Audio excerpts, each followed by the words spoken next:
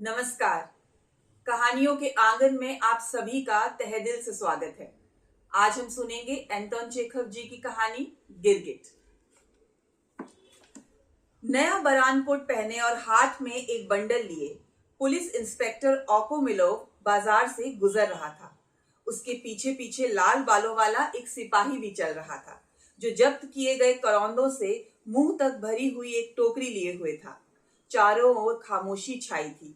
बाजार में कहीं पर कोई न फड़कता था।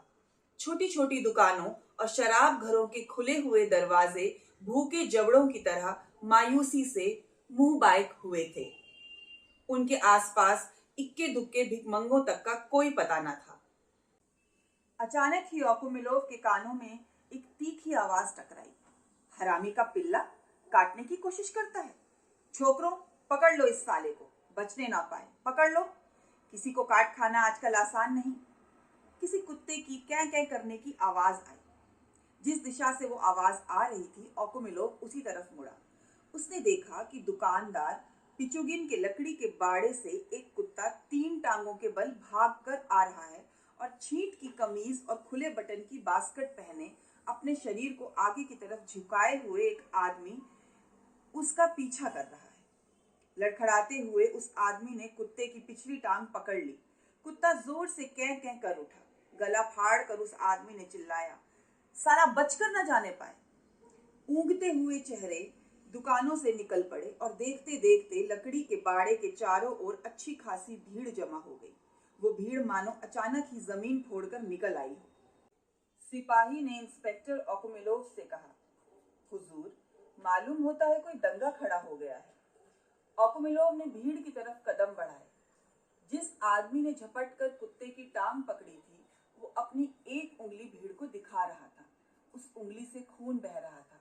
उसके तमतमाए हुए चेहरे से स्पष्ट था कि वो कुत्ते को बिना उसकी हिमाकत का मजा चखाए नहीं छोड़ेगा। खून से लथपथ उसकी उंगली उस समय उसके लिए विजय पताका बन गई थी। ओकुमिलोव ने पहचान लिया कि वो आदमी खुरुकिन सुनार है। भीड़ के बीचों बीच कैद हो जाने पर कुत्ता अगली टांगे फैलाकर बैठ गया था और थर थर कांप रहा था। वो एक सफेद बुर्जुआ कुत्ता था। नुकीली नाक और पीठ पर एक पीला धब्बा। उसकी आंसू भरी आंखों में भय था, दुर्भाग्य की आशंका थी। क्या माजरा है? भीड़ में रास्ता बनाते हुए ओकुमिलोव ने पूछा। तुम यहाँ क्या कर रहे हो? अपनी उंगली क्यों इस तरह पकड़े हुए हो? अभी अभी कौन चीख रहा था? हुजूर, मैं एक मेमने की तरह चुपचाप चला जा रहा था। खुरुकिन ने अपने मुंह के सामने हाथ लगाकर खांसते हुए कहा। इस बाड़े में मुझे मित्रिच से लकड़ी की खरीद फरोख्त के बारे में कुछ बात करनी थी, लेकिन इस शैतान ने अकस्मात ही बिना किसी कारण के मेरी उंगली काट खाई। आप तो जानते ही हैं कि मैं एक मजदूर हूँ। मेरा पेशा बहुत पेचीदा है। इस कुत्ते के मालिक से मुझे हर्जाना दिलवाइए। शायद इस उंगली को मैं एक हफ्ते तक हिला न सकूं। हुजूर, कानून ये तो नहीं कहता कि हम खूंखार जानवरों की हरकतें बर्दाश्त करें। तब तो हर कोई काटना शुरू कर देगा और जिंदगी रहने के काबिल ही ना रह जाएगी। ठीक है, ओकुमिलोव ने खांसते और बोहों को सिकोड़ते हुए रूखे स्वर में कहा, ये किसका कुत्ता है? मैं इसको छोड़ने वाला नहीं। जो लोग अपने कुत्तों को लावारिस छोड़ देते हैं, उन्हें इसका मजा मिलना चाहिए। जो लोग कायदे कानून नहीं मानते, उनके साथ सख्ती बरते जाने का यही मौका है। जिस बदमाश का ये कुत्ता है, उसे तब पता चलेगा जब उस पर जुर्माना होगा। उस समय मैं पूछूंगा, कहो बच्चू, कुत्तों और मवेशियों को लावारिस छोड़ देने का मजा मिला? अगर उसको दिन में तारे नजर ना आए तो कहना। फिर वो सिपाही की तरह मुड़ा। एल्ड्रिन, पता लगाओ कि ये किसका कुत्ता है और रिपोर्ट लिखो। इस कुत्ते को किसी समय जान से मार दिया जाना चाहिए था। शायद ये पागल है। मैं पूछता हूँ, ये किसका कुत्ता है? मेरे ख्याल में ये जनरल जिगालोव का कुत्ता है, भीड़ में से किसी ने कहा। किसका? जनरल जिगालोव का। एल्ड्रिन, मेरा बरानकोट तो संभालो। उफ, कितनी गर्मी है। जरूर पानी बरसने वाला है। ओकुमिलोव खुरुकिन की ओर मुड़ा और उससे बोला, मेरी समझ में एक बात नहीं आती कि ये कुत्ता तुम्हें किस तरह काट सका। तुम्हारी उंगली इसे कैसे मिल सकी? तुम बांस की तरह लंबे और ये कुत्ता सिर्फ बलिष्ठ भर का। तुमने अपनी उंगली में कोई कील मार ली होगी और कुत्ते को पकड़कर हर्जाना वसूल करने का बहाना बना लिया। तुम सब एक नंबर के बदमाश हो, मैं एक एक को जानता हूँ। हुजूर, खुरुकिन हमेशा ही कोई ना कोई बदमाशी किया करता है। इसने मजाक के लिए जलती हुई सिगरेट से कुत्ते की नाक जलाई, तभी तो कुत्ता इस पर झपटा। भीड़ में से किसी ने कहा। अबे भैंगे, खुरुकिन उस व्यक्ति से बोला, अपने झूठ और बदमाशियों को रहने दे। तूने क्या मुझे ऐसा करते देखा था? हुजूर अक्लमंद हैं, वो खुद जानते हैं कि कौन झूठ बोल रहा है और कौन सच। अगर मैं झूठ बोल रहा हूं तो अदालत मुझे सजा दे सकती है।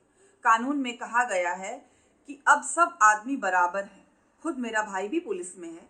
अगर आप जानना चाहते हैं, बहस मत करो। नहीं हुजूर, ये जनरल का कुत्ता नहीं है, सिपाही ने अच्छी तरह सोच विचार कर कहा। इस तरह का कोई भी कुत्ता जनरल के पास नहीं है। उनके सभी कुत्ते पॉइंटर नस्ल के हैं। ठीक पता है? ओकोमिलोव ने पूछा। पक्का पता है हुजूर, सिपाही ने उत्तर दिया। तुम ठीक कहते हो, जनरल के कुत्ते बढ़िया नस्ल के हैं। उन पर काफी खर्च किया जाता है। इस कुत्ते को देखो, कितना बदसूरत है, साले पर धूल उड़ती है। कोई शरीफ आदमी क्यों इस तरह का कुत्ता पालेगा? अगर ये मॉस्को या पीटर्सबर्ग में होता तो बिना कानून की परवाह किए कोई भी इसे 1 मिनट में खत्म कर देता। खुरुकिन, इस कुत्ते ने तुम पर हमला किया है।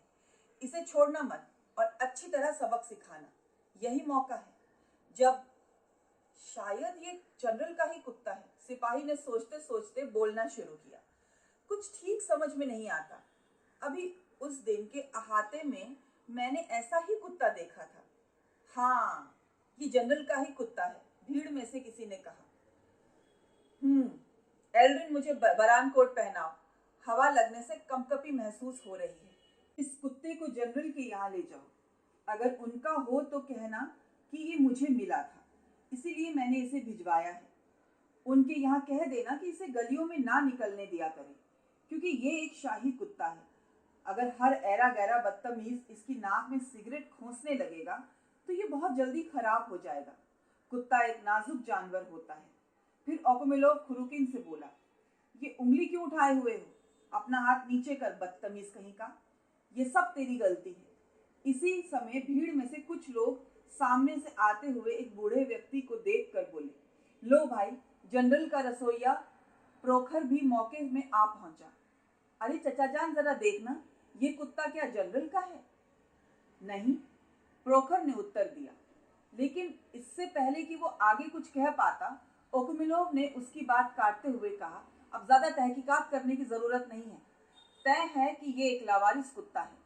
खड़े खड़े बात करने से क्या फायदा? कुत्ते को गोली मार दो और मामला खत्म करो। तभी प्रोखर ने कहा, लेकिन ये तो जनरल के भाई का कुत्ता है। वो अभी हाल ही में जनरल के यहाँ आए हैं। जनरल को बुर्जुआ कुत्ते पसंद नहीं, लेकिन उनके भाई को हैं।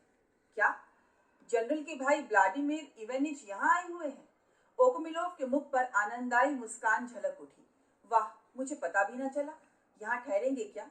हाँ, ठहरेंगे। ये भी खूब रही। मैं उनसे मिलना चाह रहा था, तो ये उन्हीं का कुत्ता है।